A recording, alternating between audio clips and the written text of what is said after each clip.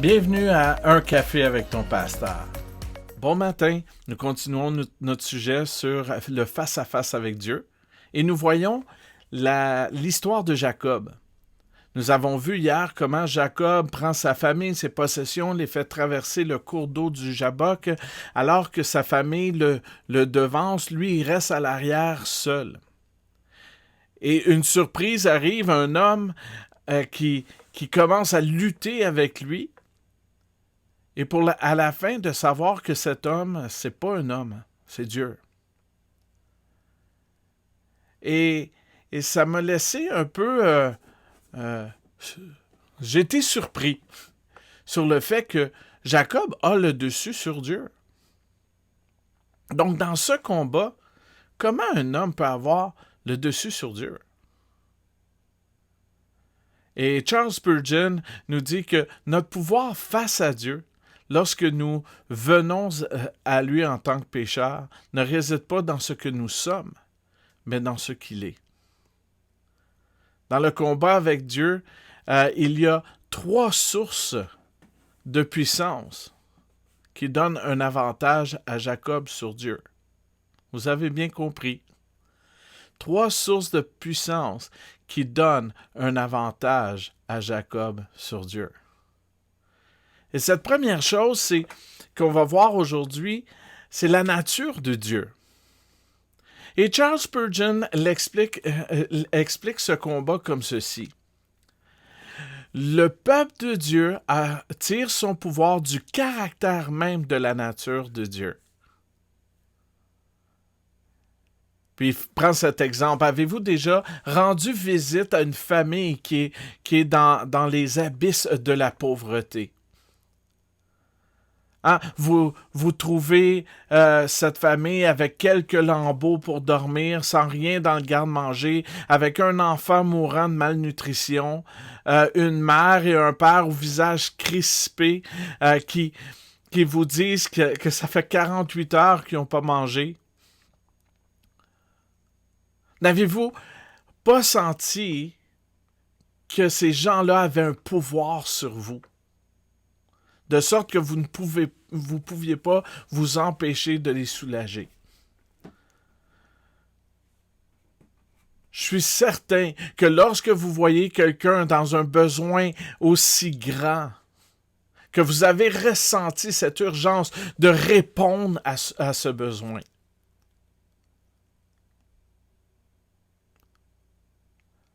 S'il y a un cœur tendre, s'il y a un esprit de grâce et généreux qui vous habite, c'est sûr que vous avez senti comme je veux tout faire pour aider cette personne ou cette famille. Le pouvoir qu'ils ont sur vous ne découle pas de leur richesse, mais bien au contraire de leur pauvreté. Leur pouvoir sur vous ne réside pas dans le fait qu'ils soient respectables et bien aisés, mais au contraire, leur pouvoir réside dans la détresse extrême. Leur misère a le pouvoir d'exciter votre compassion, parce que vous les voyez dans un état de tristesse. Vous qui êtes compatissants, êtes tout de suite poussés à essayer de les soulager. Il existe dans ce monde plusieurs témoignages de souffrance, de chagrin, que même un homme fort ne peut supporter et regarder, surtout s'il n'est pas capable de soulager ceux qui sont dans la détresse. Or, si nous, qui sommes mauvais,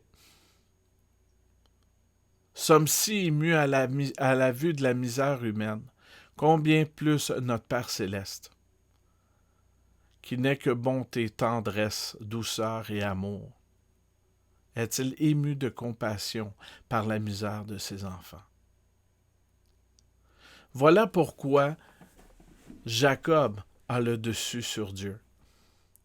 Le Seigneur est amour compatissant, la colère remplie de tendresse. Il ne veut pas la fin du pécheur, mais il se délecte dans la manifestation de sa miséricorde et de sa grâce abondante. Spurgeon ajoute ceci: la fondation de notre puissance envers Dieu réside toujours dans l'amour et la tendresse de Dieu. La détresse de Jacob fait ressortir le caractère de Dieu. Maintenant, peut-être que toi, tu vis une détresse. Peut-être que toi, tu as ce besoin criant.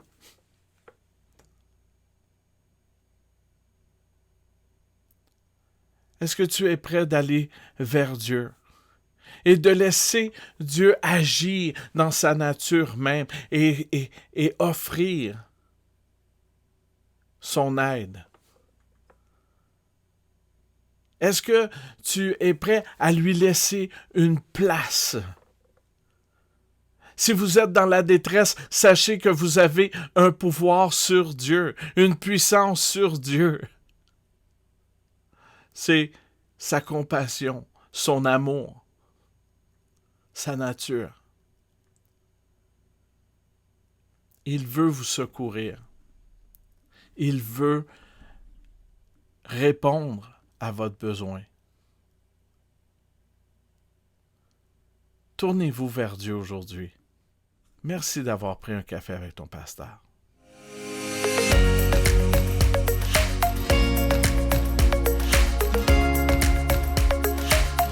Reste béni.